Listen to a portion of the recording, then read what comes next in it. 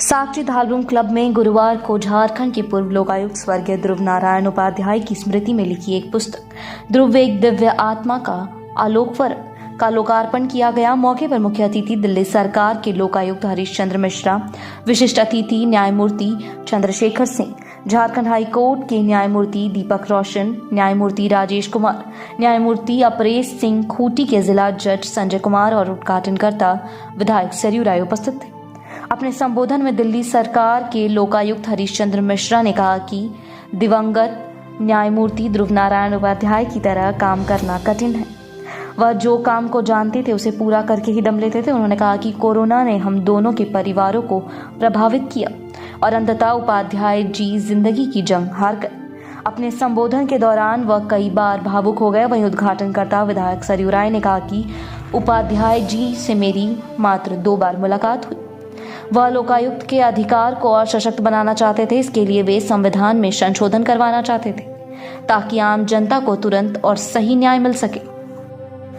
वहीं मुख्य वक्ता न्यायमूर्ति संजय कुमार ने कहा कि दिवंगत ध्रुव नारायण उपाध्याय एक कर्मठ इंसान थे।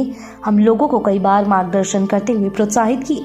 इस अवसर पर साक्षी धालरूम क्लब में स्वर्गीय ध्रुव नारायण उपाध्याय की स्मृति में श्रद्धांजलि कार्यक्रम हुआ। कार्यक्रम के दौरान ध्रुव एक दिव्य आत्मा का आलोकवर स्मृति ग्रंथ का लोकार्पण किया गया। पुस्तक में कुल 66 आलेख हैं जो साहित्यकारों एवं परिचितों द्वारा दिए गए हैं। उनकी पत्नी एंजल उपाध्याय ने श्रद्धांजलि में कविता का पाठ किया जिसका शीर्षक था तुम ठीक तो हो ना। इस अवसर पर झारखंड बार एसोसिएशन के उपाध्यक्ष व भाजपा प्रवक्ता राजेश कुमार शुक्ला एवं अमरप्रीत सिंह काले भी समारोह को संबोधित किए। आज का यह अवसर इस मायने में स्मरणीय रहेगा कि न्याय के क्षेत्र में अधीनस्थ न्यायालय से लेकर उच्च न्यायालय तक जिन्होंने अपनी प्रतिभा और परिश्रम का लोहा मनवाया है, ऐसे श्री PN उपाध्याय जी का हम सभी आज के दिन उनके विदोत्सव में सज्जन चरित्र का स्मरण करते हुए अपनी श्रद्धांजलि अर्पित कर रहे हैं। कहा था कि लोकायुक्त का जो अधिनियम है उस अधिनियम को में परिवर्तन करके इस पद को और सशक्त बनाया जाना चाहिए था। सही कहा था उन्होंने, परंतु यह करना आज के समय में एक दुरूह कार्य है, क्योंकि संविधान ने शासन के जो 3 अंग बनाए हैं उन 3 अंगों में न्यायपालिका तो संविधान के जो प्रावधान है या हमारे जिनको हम कहते हैं लॉ मेकर्स, जो कानून बनाते हैं, नियम बनाते हैं, उनके बनाए हुए जो भी नियम संविधान सम्मत होते हैं उनके आधार पर न्यायालयों से फैसले होते हैं। परंतु बाकी 2 अंग हैं शासन के, जिसमें विधायिका है, कार्यपालिका है। सेपरेशन ऑफ पावर की बात आती है तो 3 अंगों की चर्चा होती है उसमें, परंतु व्यवहार में हम देख रहे हैं तो सत्ता के जो 2 अंग हैं, ये 2 अंग इस तरह से घुल मिल गए हैं कि कौन किसको किस रूप में प्रभावित कर रहा है, किसका संचालन किस भांति हो रहा है, और परस्पर जो स्नेह संबंध है इनके, ये संबंध जनमानस पर किस प्रकार का असर डाल रहे हैं, जो सोचने और विचारने का विषय है। आज भी हमारा समाज न्यायपालिका से बड़ी उम्मीदें रखता है। न्यायपालिका कानूनों का विश्लेषण करती है, समीक्षा करती है, उसमें कुछ भी ऐसा है जो संविधान सम्मत नहीं है उसे खारिज करती हैं और उनके निर्णय जो सर्वोच्च न्यायालय के कानून बन जाते हैं। परंतु कई बार हम देखते हैं जिनके ऊपर कानून बनाने का दायित्व है, कानून बनाते समय वे कई वस्तु स्थितियों को, वास्तविकताओं को ओझल कर देते हैं और कानून के प्रावधान दूरगामी कम और अल्पदृष्टि वाले बहुत अधिक हो जाते हैं। एक वक्ता ने अभी चर्चा की, कुछ लोग ऐसे आते हैं पता भी नहीं चलता और कुछ ऐसे आते हैं चले जाते हैं कि बवंडर उठ जाता है।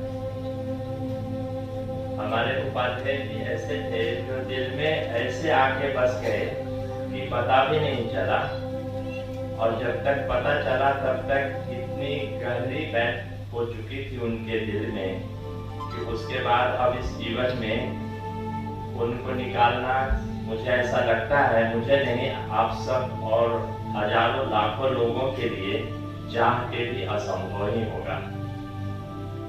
उनकी छवि ऐसी थी जो स्मृति पटल में हमेशा के लिए दर्शित है और भुलाना हम जैसे लोगों के लिए इस जिंदगी में शायद संभव ना हो। न्याय प्रक्रिया ऐसी है कि न्याय के क्रम में हमें संदेह कई दफा होता है और फिर ऐसा लगता है कि सच क्या है, उस निर्णय पे पहुंचना ये काफी कठिन है। ये कोई आसान काम नहीं है किसी भी न्यायाधिपति के लिए। तो जैसे दादा दीपक रोशन जी ने कहा कि उनकी भेंट होती थी, तो हमारी भी उनसे मुलाकात सुबह सुबह हुआ करती थी। तो हमने अपनी उलझन एक दिन उनसे रखा, क्योंकि हमें अपने संस्था पे विश्वास रखना है। जो उसके साथ लोग हैं, अधिवक्तागण हैं, सब ने उन पे विश्वास करना ही है कहीं ना कहीं कि हमें कैसे अपनी कार्यशैली में एक ऐसा रखना चाहिए, किस तरह की कार्यशैली हमें अपनाना चाहिए कि हम सही जगह पे पहुंचे। हम न्याय क्या है इस पे हमारा निर्णय सही हो। उन्होंने कहा आप सब भूल जाइए, आपके सामने कौन अधिवक्ता है, कौन क्या है, भूल जाइए, अपने विवेक से काम लीजिए और अंतरात्मा की बात सुनिए। Character there, and he had very strong opinions, and he did not use to mince words. बोलने में वो कभी अवॉइड नहीं करते थे कड़ा बोलने में, भले अंदर से नर्म थे, बहुत कोर्ट में भी गुस्सा होते थे और वकील लोग काफी उनसे थोड़ा उनके टेम्परामेंट से थोड़ा कॉन्शियस रहते थे या स्केर्ड रहते थे, लेकिन अंदर से बहुत नर्म थे वो।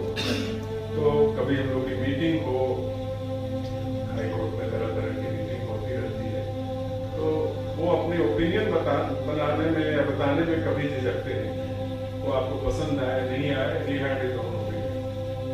तो ये निर्भीकता, फेयरलेसनेस जो है उनके कैरेक्टर का, वो बेंच में भी रहा, एडमिनिस्ट्रेटिव रिस्पॉन्सिबिलिटीज में भी रहा। और हम लोग को भी शेखर जी के बड़ा क्रिटिकल थे, वो उनको बहुत चीज बताते रहते थे कि आप ये करते हैं, गुस्सा मत होइए। मेजर ब्रदर वो कई तरह का हम लोग को सलाह भी देते रहते थे। और ये उनकी एक दूसरी अच्छी बात हमें याद है। एक और पहलू जो उनका था वो समझिए कि बड़ा मतलब अनछुआ पहलू है, लेकिन वो अपने किसी भी चीज को जो उठाते थे, वो चाहे डायरेक्टर एकेडमी के रहे हों या हाई कोर्ट में रहे हों, जो भी उनको दायित्व दिया गया उसको पूरी निष्ठा से करते थे और कभी उसमें कोई लेस देन 100% कभी नहीं होता रहता। तो मिला जुला करके बहुत सारी उनकी यादें हैं, अनुभव हम लोग के साथ जो है। और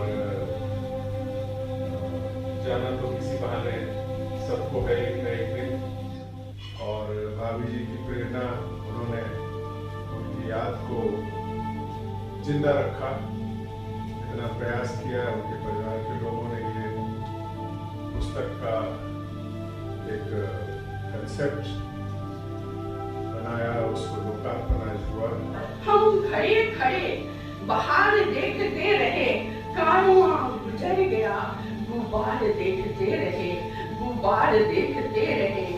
आदरणीय महानुभाव, मेरे जीवन में भी आनंद का कारवां गुजर गया है और पीछे रह गया है दर्द का गुब्बार।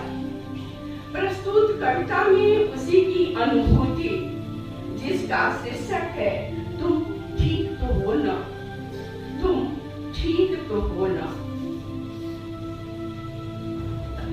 तुम ठीक तो हो ना।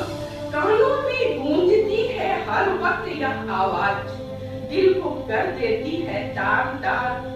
आज होती हूँ सोच कर परेशान, कैसी वह मनहूस घड़ी थी जिसमें अस्पताल जाने की जल्दी पड़ी थी।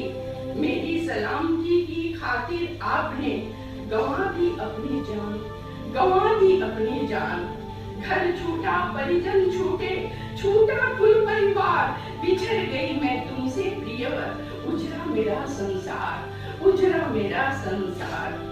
हमारा ग्रंथि बंधन एक समझौता था, दोनों पक्षों की इज्जत पर बन आई थी। घर में मचा था बवाल, अपनी खुशियों की दी कुर्बानी तूने, और लिया सब संभाल, और लिया सब संभाल। तेरी निष्ठा कर्मठता से भौपाली की नित बढ़ी शान, भौपाली की नित बढ़ी शान। आज बिलख रही तेरी बिटिया, आज बिलख रही तेरी बिटिया, आंखों में नहीं है निंदिया, नैनों में है रात बिताती, पर पापा की छवि देख न पाती, पर पापा की छवि देख न पाती। तेरे सुध का हाल बुरा है, तेरे सुध का हाल बुरा है, नैन नीर भर उदास खड़ा है, फूट फूट कर रो न सका वह, छाती तेरी लग सो न सका वह। अपनी व्यथा अब दिल में दबाए, उदास हताश निराश खड़ा है, न जाने आज यह कैसा मंजर है, जो दुर्भाग्य गले आ पड़ा है।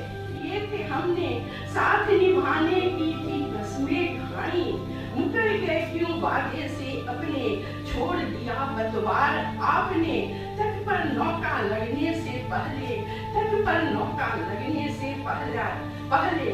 भौपाली में है खामोशी छाई, भौपाली में है खामोशी छाई, सही नहीं जाती अब तेरी जुदाई। एक बार दरस दिखा दो ना, एक बार दरस दिखा दो ना, पल भर को दिल बहला दो ना। एक बार, बस एक बार उठ कर फिर से वही प्रश्न पूछो ना, तुम ठीक तो हो ना, तुम ठीक तो हो ना। हाँ वही तो, जिन्हें ईश्वर ने विशेष कार्यों के लिए इस पृथ्वी पर भेजा।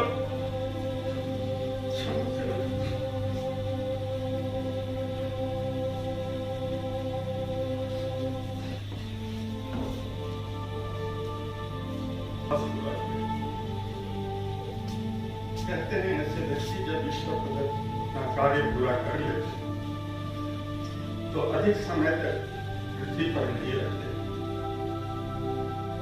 भाई ध्रुव ने अपनी सभी रूपों में अपने नाम को पूर्णतः स्थापित किया।